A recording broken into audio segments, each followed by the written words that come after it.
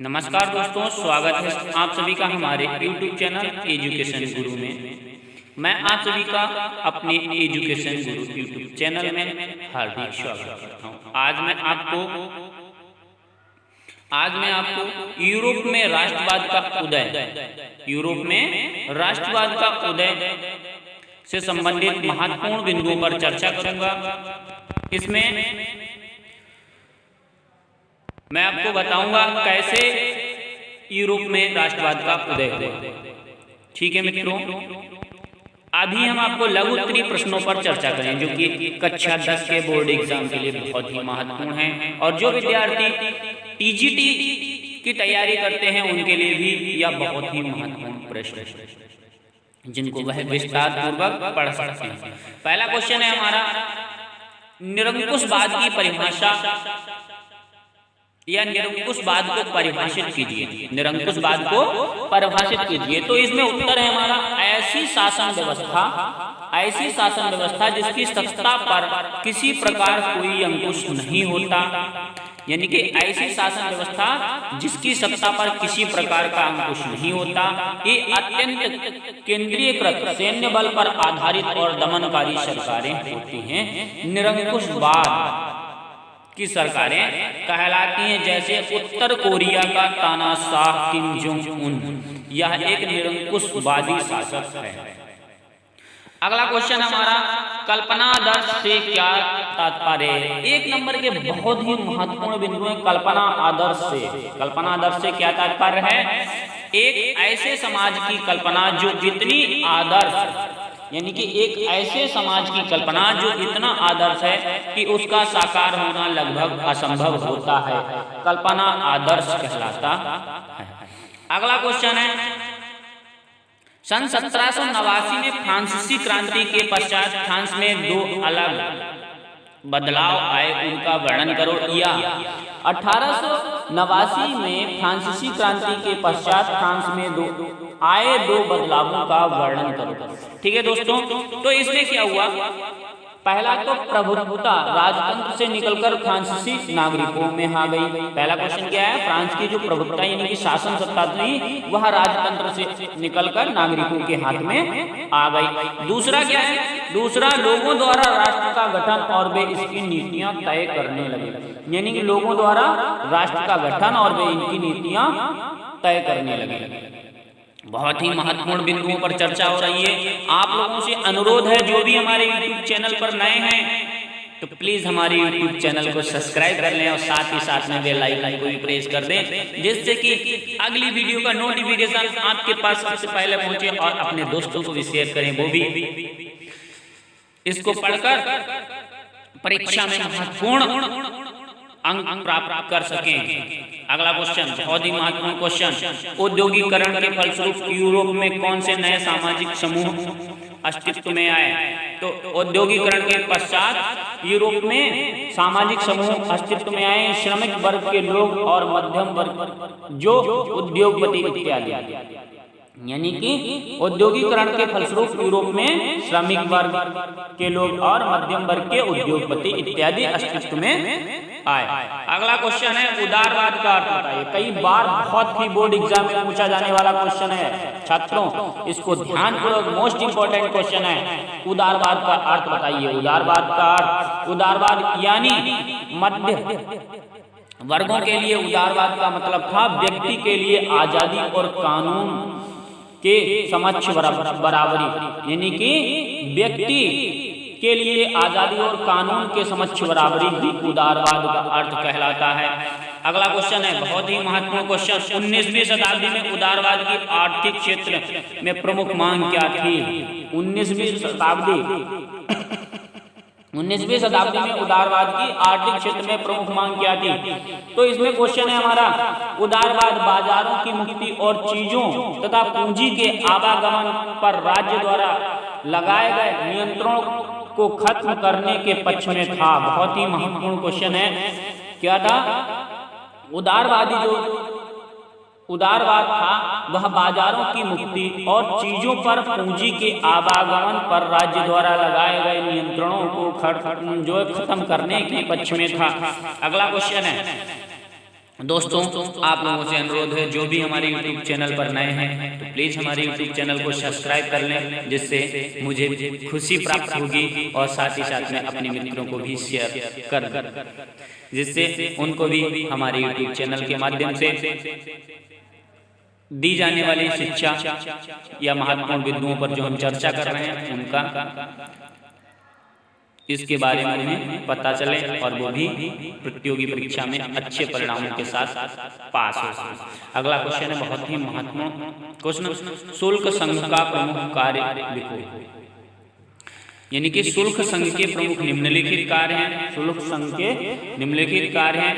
Number 1, इस संघ ने शुल्क अवरोधों को समाप्त कर दिया। यानी कि शुल्क संघ ने क्या किया? शुल्क अवरोधों को समाप्त कर दिया और मुद्राओं की संख्या 30 से घटाकर 2 कर दी गई थी। बहुत ही महत्वपूर्ण बिंदु हैं। जो भी छात्र टीजीटी की तैयारी कर रहे हैं उनके लिए तो ये बहुत ही महत्वपूर्ण प्रश्न है। अगला क्वेश्चन, रूढ़िवादी किन पारंपरिक संस्थाओं को बनाए रखने के पक्ष में थे? रूढ़िवादी यानी कि रूढ़िवादी की पारंपरिक संस्थाओं जो है संस्थाओं को बनाए रखने के पक्ष में थे। तो रूढ़िवादी राजतंत्र, यानी जो रूढ़िवादी लोग थे वो राजतंत्र पर भरोसा करते थे, चर्च पर भरोसा करते थे, सामाजिक ऊंच नीच पर भरोसा करते थे, संपत्ति और परिवार को बनाए रखने के पक्ष में थे। यानी कि जो रूढ़िवादी लोग थे वो चर्च, सामाजिक ऊंच नीति, संपत्ति, परिवार और राजतंत्र पर भरोसा करते, ना कि लोकतंत्र। बहुत ही महत्वपूर्ण बिंदु हैं।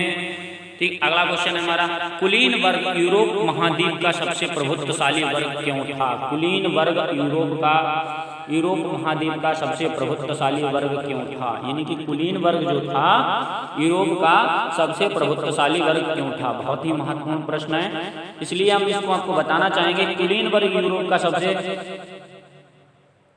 प्रभुत्वशाली वर्ग था जिसके निम्नलिखित कारण थे। क्योंकि इस वर्ग के सदस्य साक्षात जीवन शैली से बंधे हुए थे, जो क्षेत्रीय विभाजन के आर पार व्यस्त थी। वे ग्रामीण क्षेत्रों में जायदाद और शहरी हवेलियों के मालिक थे। यानी कि जो कुलीन वर्ग थे ग्रामीण क्षेत्रों में उनके पास हजारों एकड़ जमीनें थी और शहरों में हवेलियां थी, इसलिए वे प्रभुत्वशाली थे। अगला क्वेश्चन है, जिउसेप्पी मेत्सिनी ने किन 2 भूमिगत संगठनों की स्थापना की थी? जिउसेप्पी मेत्सिनी ने किन 2 भूमिगत संगठनों की स्थापना की थी? बहुत कई बार यूपी टीजीटी में भी ये क्वेश्चन आया है, पीजीटी में भी आया है। तो यह है जिउसेप्पी मेत्सिनी ने, नॉर्मल आ जाता है इसका नाम, मेत्सिनी ने किन 2 भूमिगत संगठनों की स्थापना की थी? बोर्ड एग्जाम में भी आता है, उत्तराखंड बोर्ड एग्जाम में। पहला है मार्सेई में यंग इटली और वर्न में यंग यूरोप। उसने 2 भूमिगत संगठनों की स्थापना की थी, यंग इटली और यंग यूरोप। क्वेश्चन कई बार रिपीट होकर घुमा के पूछा जाता है मित्रों कि यंग इटली की स्थापना किसने की थी? 2020 में यूजीसी नेट में एग्जाम जो है क्वेश्चन पूछा गया था कि यंग इटली की स्थापना किसने की थी? यंग इटली की स्थापना जिउसेप्पी मेत्सिनी ने की थी और यंग यूरोप की भी स्थापना जिउसेप्पी मेत्सिनी ने ही की थी। कब और किस संधि के द्वारा यूनान में एक स्वतंत्र राष्ट्र के रूप में मान्यता मिली? यानी कब और किस संधि के द्वारा ही यूनान को एक स्वतंत्र राष्ट्र के रूप में जो है मान्यता मिली? तो 1832 यानी कि 1832 की कुस्तुतुनिया की संधि से यूनान को एक स्वतंत्र राष्ट्र की मान्यता मिली थी।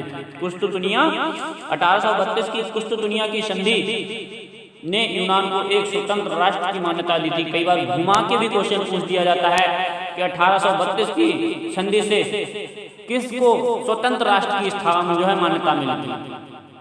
तो कुस्तुतुनिया की जो है की संधि से यूनान को एक स्वतंत्र राष्ट्र की मान्यता मिली थी, या कुस्तुतुनिया की संधि से किसको राष्ट्र जो है स्वतंत्र राष्ट्र की मान्यता मिली थी और यह संधि कब हुई थी? ऐसे भी क्वेश्चन पूछ दिया जाता है। कुस्तुतुनिया की संधि कब हुई थी और इसके द्वारा किस राष्ट्र को स्वतंत्र राष्ट्र की मान्यता प्राप्त हुई थी? ये तो कुस्तुनिया की संधि 1832 ईस्वी में हुई थी, जो कि यूनान को एक स्वतंत्र राष्ट्र की मान्यता प्राप्त हुई थी।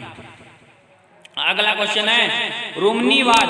रूमनीवाद किस विचारधारा का प्रतिनिधित्व कर रहा था? रूमनीवाद बहुत ही मोस्ट इंपोर्टेंट क्वेश्चन, कई बार रिपीट हुआ है, बोर्ड एग्जाम में भी, यूपी टीजीटी में भी पूछा गया क्वेश्चन है, और साथ ही यूजीसी नेट में भी यह कई बार रिपीट हुआ क्वेश्चन। रूमनीवाद, तो रूमनीवाद एक साझा सामूहिक विरासत की अनुभूति और सांस्कृतिक अतीत को राष्ट्र का आधार बनाया गया था। रूमनीवाद तो किसका प्रतिनिधित्व कर रहा था? सामूहिक विरासत की अनुभूति और सांस्कृतिक अतीत को राष्ट्र का आधार बनाने का प्रतिनिधित्व कर रहा था। ठीक है, अगला क्वेश्चन है हमारा कैराल कृपस्की। कैराल कृपस्की का पोलैंड के राष्ट्रीय संघर्ष में योगदान बताइए। तो कैराल कृपस्की ने राष्ट्रीय संघर्ष का अपने ओपेरा और संगति से गुणगान किया, ओपेरा और संगति से गुणगान किया, और पोलेनेस और मरजुराका जैसे लोक नृत्यों को राष्ट्रीय प्रतीक में बदल दिया। क्वेश्चन आ जाता है पोलेनेस और मरजुराका जैसे लोक नृत्यों को राष्ट्रीय प्रतीक में किसने बदला? तो कैराल कृपस्की ने इसको राष्ट्रीय प्रतीक में बदल दिया। ठीक है मित्रों, अगला क्वेश्चन है ब्रितानी राष्ट्र में रहने वाले प्रमुख नृत्य जातीय समूह कौन थे? तो ये कई बार टीजीटी, पीजीटी और बोर्ड एग्जाम में पूछा जाने वाला प्रश्न है। आप लोगों से अनुरोध है, जो भी हमारे यूट्यूब चैनल पर नए हैं, प्लीज हमारे यूट्यूब चैनल को लाइक और शेयर करना ना भूलें, साथ ही साथ में घंटा भी दबा दें, जिससे अगली वीडियो का नोटिफिकेशन आपके पास सबसे पहले पहुंचे। दोस्तों, अगर आप हमें सपोर्ट करें तो मैं लगातार इसी तरह के वीडियो प्रतियोगी परीक्षाओं में पूछे जाने वाली वीडियो लगातार अपने यूट्यूब चैनल के माध्यम से आप लोगों को देता रहूंगा। दोस्तों, अगला क्वेश्चन है ब्रितानी राष्ट्र में रहने वाले प्रमुख नजातीय समूह के लोग अंग्रेज, वेल्स, स्काउट और आर्यस थे। कौन कौन से थे? अंग्रेज, वेल्स, स्काउट और आर्यस थे। अगला क्वेश्चन है उदारवादी आंदोलन में महिलाओं की सक्रिय भूमिका के 2 बिंदु लिखो। तो उदारवादी आंदोलन में महिलाओं की सक्रिय भूमिका निम्नलिखित प्रकार से महिलाओं ने अपने राजनीतिक संगठन स्थापित किए। महिलाओं ने क्या किया? अपने राजनीतिक संगठन को स्थापित किया। उन्होंने अखबार शुरू किए, राजनीतिक बैठकों और प्रदर्शनों में शिरकत की, यानी कि शामिल होना शुरू कर दिया। अगला क्वेश्चन है फ्रांसीसी क्रांति के रूपक चिन्ह कौन कौन से थे? फ्रांसीसी कई बार क्वेश्चन आया है, निम्नलिखित का मिलान कीजिए। या फ्रांसीसी क्रांति के रूपक चिन्ह कौन कौन से? या मारियान, लाल टोपी, तिरंगा और कलगी क्या थे? तो ये सब जो है फ्रांसीसी जो है क्रांति के रूपक चिन्ह थे, यानी फ्रांसीसी क्रांति के रूपक चिन्ह जो है मारियान, लाल टोपी, तिरंगा और कलगी थे। जर्मेनिया का अर्थ बताइए। जर्मेनिया का अर्थ कई बार क्वेश्चन हुआ है, बोर्ड एग्जाम में पूछा गया। जर्मेनिया का अर्थ, जर्मेनिया जर्मन राष्ट्र का रूपक है। जर्मेनिया जर्मन राष्ट्र का रूपक है। चसुक अभिव्यक्तियों के बलूत वृक्ष के पत्तों का मुकुट पहनती है, क्योंकि जर्मन बलूत वीरता का प्रतीक है। जर्मन बलूत वीरता का प्रतीक है। कई बार क्वेश्चन पूछ दिया जाता है जर्मन बलूत क्या है? तो जर्मन बलूत एक वीरता का प्रतीक है। बाल्कान क्षेत्र के अंतर्गत आने वाले 2 प्रमुख राज्यों के नाम लिखो। बाल्कान क्षेत्र के अंतर्गत आने वाले 2 प्रमुख राज्य आधुनिक रोमानिया, बुल्गारिया, यूनान इत्यादि थे। यानी कि क्वेश्चन ये भी पूछा जा सकता है आधुनिक रोमानिया, बुल्गारिया किस क्षेत्र के अंतर्गत आते थे? आधुनिक रोमानिया, बुल्गारिया, यूनान इत्यादि किस क्षेत्र के अंतर्गत आते थे? तो हम इसको लिख सकते हैं बाल्कान क्षेत्र के अंतर्गत आधुनिक रोमानिया, बुल्गारिया और यूनान आते थे। अगला क्वेश्चन है हमारा जनमत संग्रह का अर्थ क्या है? यानी कि जनमत संग्रह का से क्या तात्पर्य है? जनमत संग्रह का अर्थ क्या है, समझाइए। लघु उत्तरीय क्वेश्चन बता रहे हैं जो कि एक एक नंबर में आने वाले बहुत ही महत्वपूर्ण बिंदु हैं। इनको अगर आप ध्यानपूर्वक पढ़ोगे तो सफलता बहुत ही अच्छी प्राप्त होगी। अगला क्वेश्चन है, एक प्रत्यक्ष मतदान जिसके जरिए एक क्षेत्र के सभी लोगों से एक प्रस्ताव को स्वीकार या अस्वीकार कराया जाता, यही जनमत संग्रह कहलाता है। यानी सामान्य रूप से हम कह सकते हैं एक प्रत्यक्ष मतदान जिसके जरिए एक क्षेत्र के सभी लोगों से एक प्रस्ताव को स्वीकार किया जाना या अस्वीकार किया जाना कराया जाता, जनमत संग्रह कहलाता है। अब 3 अंक वाले लघु उत्तरीय प्रश्नों पर हम चर्चा करेंगे, इसे भी ध्यानपूर्वक सुनिएगा। राष्ट्र राज्य की 3 विशेषताएं बताइए। राष्ट्र राज्य की 3 विशेषताएं बताइए। तो राष्ट्र राज्य की 3 विशेषताएं कौन कौन सी हैं? नंबर 1, इसमें जनता को अपने शासक को चुनने का अधिकार होता है। इसमें राष्ट्र राज्य में जनता को चुनने का अधिकार होता है। सभी नागरिकों के समान कानून बनाए जाते हैं। सभी नागरिकों के समान कानून बनाए जाते हैं। लोगों द्वारा राष्ट्र का गठन होता है और वे इसकी नीतियां तय करते हैं। तो मित्रों, उत्तराखंड बोर्ड एग्जाम 10th में बहुत ही महत्वपूर्ण बिंदुओं पर चर्चा कर रहा हूँ। प्लीज हमारे वीडियो को अंत तक अवश्य देखें। अगर वीडियो अच्छा लगे तो लाइक करें, शेयर करें, साथ ही साथ में बेल आइकन को भी प्रेस कर दें। ये सारा मटेरियल एनसीईआरटी की किताबों से जो है लिया गया है। बहुत ही महत्वपूर्ण बिंदु है। इससे के माध्यम से आप किसी भी प्रतियोगी परीक्षा की तैयारी कर सकते हैं, चाहे टीजीटी हो, पीजीटी हो, कुछ भी हो। अगला क्वेश्चन है, फ्रांसीसी सेना का शुरुआती उत्साह शीघ्र ही लोगों में विरोध का कारण क्यों बना? यानी कि फ्रांसीसी सेना का शुरुआती उत्साह शीघ्र ही लोगों का विरोध का कारण बना, क्योंकि जब यह साफ होने लगा कि नई प्रशासनिक व्यवस्थाएं राजनीतिक स्वतंत्रता के अनुरूप नहीं थी, बढ़े हुए कर सेसरशिप बाकी यूरोप को जीतने के लिए फ्रेंच सेना ने जबरन भर्ती इत्यादि करवाए थे, इसी कारण लोगों के अंदर विरोध शुरू हो। अगला क्वेश्चन है, 19वीं शताब्दी में उदारवादी विचारधारा के राजनीतिक उद्देश्यों की समीक्षा कीजिए। तो 19वीं शताब्दी में उदारवादी विचारधारा राजनीतिक रूप में एक ऐसी सरकार पर जोर देता जो सहमति तो बनी, परंतु फ्रांसीसी क्रांति के बाद उदारवाद निरंकुश शासक और पादरी वर्ग के विशेषाधिकारों की समाप्ति, संविधान, संसदीय प्रतिनिधि सरकार का पक्षधर था। 19वीं शताब्दी में उदारवादी निजी संपत्ति के स्वामित्व की अनिवार्यता पर भी बल देता था। अगला क्वेश्चन है हमारा महत्वपूर्ण क्वेश्चन है, 1830 में फ्रांसीसी विरोध के 3 परिणामों की व्याख्या कीजिए। जो फ्रांसीसी के 3 परिणाम थे उनकी क्या व्याख्या हुई? यानी कि 1830 में फ्रांसीसी विरोध के परिणाम स्वरूप बोर्वे राजा जी ने 1815 के बाद हुई रूढ़िवादी प्रतिक्रिया में सत्ता पर बहाल किया गया था, उन्हें अब क्रांतिकारियों ने उखाड़ दिया था। नंबर 2, फ्रांस की सत्ता अब लुई फिलिप को सौंप दी गई। फ्रांस की सत्ता लुई फिलिप को सौंप दी गई कब? 1830 के फ्रांसीसी विरोध के बाद। जर्मनी यानी जर्मन दार्शनिक योहान गार्टफील्ड के विचारों पर 3 बिंदुओं पर चर्चा कीजिए। तो जर्मन दार्शनिक योहान गार्टफील्ड ने दावा किया कि सच्ची जर्मन संस्कृति उसके आम लोगों में निहित है। नंबर 2, राष्ट्र की सच्ची आत्मा लोकगीतों, जनकाव्य और लोक नृत्यों से प्रकट होती है। सत्य है। अगला कुछ इसी में स्थानीय बोलियों पर उसने बल दिया। स्थानीय लोक साहित्य को एकत्र करने का उद्देश्य केवल प्राचीन भावनाओं को वापस लाना नहीं था, बल्कि आधुनिक राष्ट्र संदेश को ज्यादा से ज्यादा लोगों तक पहुंचाना था, जिसमें उसे अधिकतर निरक्षर लोग शामिल किए थे। ठीक है मित्रों, अगला क्वेश्चन हमारा है दीर्घ उत्तरीय प्रश्न जो कि 4 अंकों में आता है बोर्ड एग्जाम में। पोलैंड में राष्ट्रीय भावनाओं के विकास में भाषा ने महत्वपूर्ण भूमिका निभाई, उदाहरण देकर समझाइए। तो पोलैंड में राष्ट्रीय भावनाओं के विकास में भाषा ने महत्वपूर्ण भूमिका निभाई। रूसी कब्जे के बाद पोलिश भाषा को स्कूलों में बलपूर्वक हटाकर रूसी भाषा को हर जगह जबरन लादा गया। 1831 में रूस के विरुद्ध एक सशस्त्र विद्रोह हुआ, जिसमें आखिरकार कुचल दिया गया। इसमें अनेक सदस्यों ने राष्ट्रवादी विरोध के लिए भाषा को हथियार बनाया।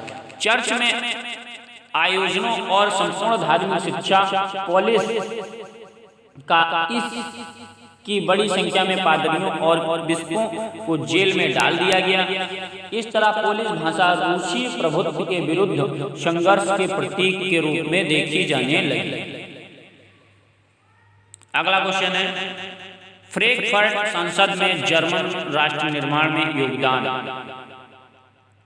तो जर्मन इलाकों में बड़ी संख्या में फ्रैंकफर्ट शहर में मिलकर एक सर्व जर्मन असेंबली के पक्ष में मतदान करने का फैसला लिया। 18 मई 1848 को 831 निर्वाचित प्रतिनिधियों पे एक सजे धजे जुलूस में जाकर फ्रैंकफर्ट संसद में अपना स्थान ग्रहण किया। यह संसद सेंट पॉल चर्च में आयोजित हुई। उन्होंने एक जर्मन राष्ट्र के लिए एक संविधान का रूप तैयार किया।